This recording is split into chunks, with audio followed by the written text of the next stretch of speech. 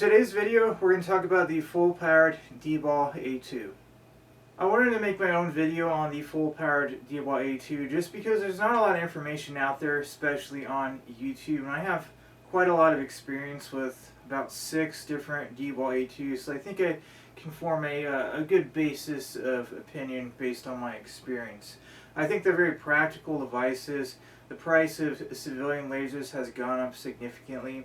I mean, I see DBAL A3s and D2s selling for, over $1,600, even $1,700 in some cases.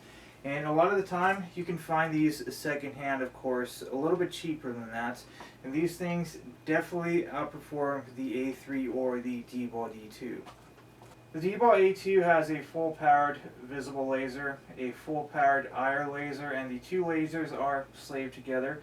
And it also has a laser-based illuminator which you can focus, which is very usable because if you shoot this thing out, say 200 yards, you can have this thing focused down so you can have more of a hot spot, which is a feature I love having, because if you focus this down all the way and you're inside maybe 10 or 15 feet, you can make the illuminator look as small as the laser itself, which I think is pretty cool.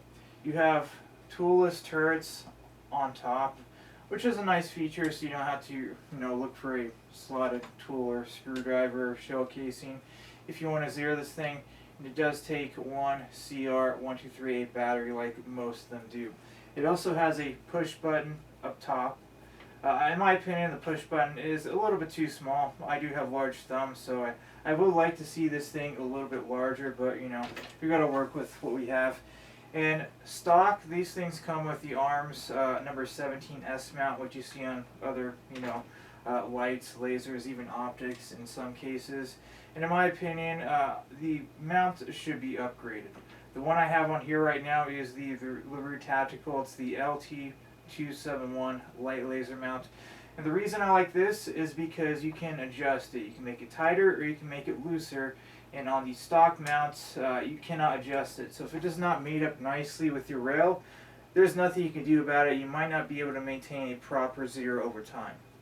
Here's a close-up of the DBAL A2. As you can see, you have 2 dials on the back. One will control your outputs, and the other will control your modes. So right now it is 12 o'clock, so that's the opposition. I'll set it to the visible laser.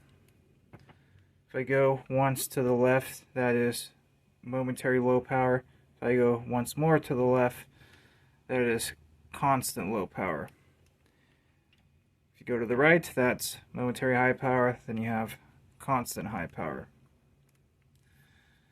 On the right, you have your modes, so visible laser, IR illuminator, IR laser and IR illuminator, and IR laser.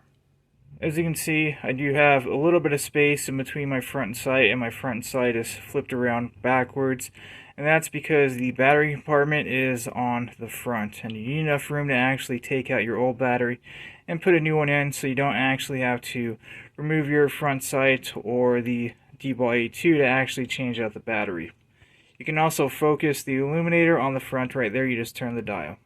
Alright, I'll roll in a couple clips of me using the device on low power and then high power. It's going to be the dual IR laser and illuminator mode. It's going to be hard to actually see the laser on camera just because it's going to get washed out.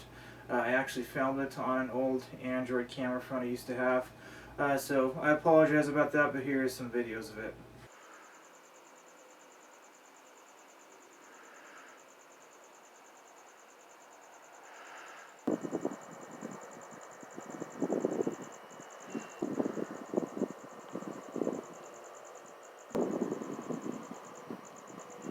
The only con when buying a full power laser as a civilian is if you have an issue with this, you cannot send it back to the manufacturer and get it serviced. So if you have some type of issue, you're going to have to figure that out yourself, or you're going to have to find someone who knows how to fix them.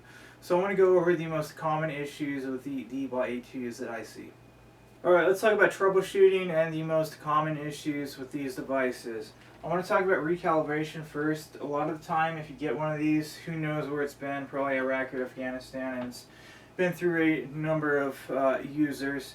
So a lot of the time you'll try to zero this and you'll be turning the turrets and the laser or the illuminator is not moving whatsoever. So If that's the case, you need to recalibrate it, and we're going to go over recalibration right now. Alright, to recalibrate this device, all you need are your fingers and a rubber mallet. Let's pretend the laser and the illuminator are not moving when I'm turning the turrets. So we need to recalibrate them. Let's start with the laser first. We're going to go to the elevation. Always start with your elevation first, remember. Turn it counterclockwise until you come to a full stop. And once it stops turning, do not overturn it, or you can actually break off the slotted piece that is underneath this turret right here. Go to the windage and X counterclockwise until you come to a full stop, then stop turning it. Grab your rubber mallet, make sure it's not a metal hammer, something that's not going to damage this, and you're going to want to tap on the top of the turrets on the elevation. And what we're actually trying to do is center the diode inside, because they can become stuck and not turn at all, or maybe you'll keep turning this and all of a sudden you get a huge shift in the zero. So I just basically go, and after you do that, start turning it clockwise, starting with the elevation first. So clockwise, but you want to have this thing on so you can actually notice if your laser is moving.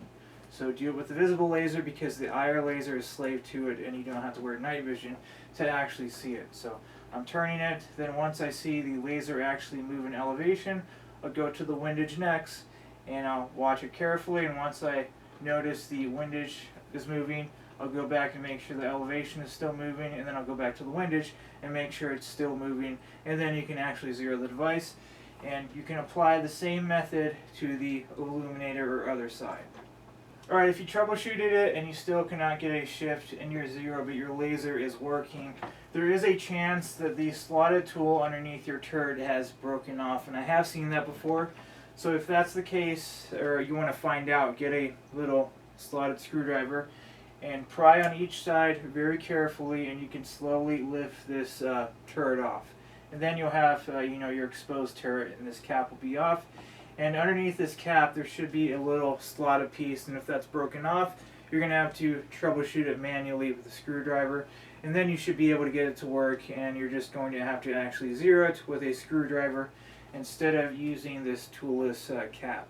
And I have noticed before the toolless caps from the Steiner hotel actually work on these. They're just a different color, but if you can get your hands on some of those, you can actually put it on here and it'll work just fine. But at worst, you're just going to have to zero it with a screwdriver. Always make sure you put your cap back on, because you need this to actually waterproof it. There are some O-rings underneath the cap and on the turret itself, and there are some ball bearings in there, so be very careful you do not lose any of those. One tip I wanted to give you guys, and you can use this for any laser aiming module or any optic, and it even says this in the DBAL manual. When you go to zero your device, let's pretend we need to go up 2 clicks in elevation. Go up 10 or 12 and 8 to 10 back to make sure your diodes or your springs are not getting stuck. It's a good practice to employ so you can alleviate any issues before they even actually exist. Alright guys, that's going to be it for this video. If you have any questions, leave them down below, and I'll see you guys in the next video.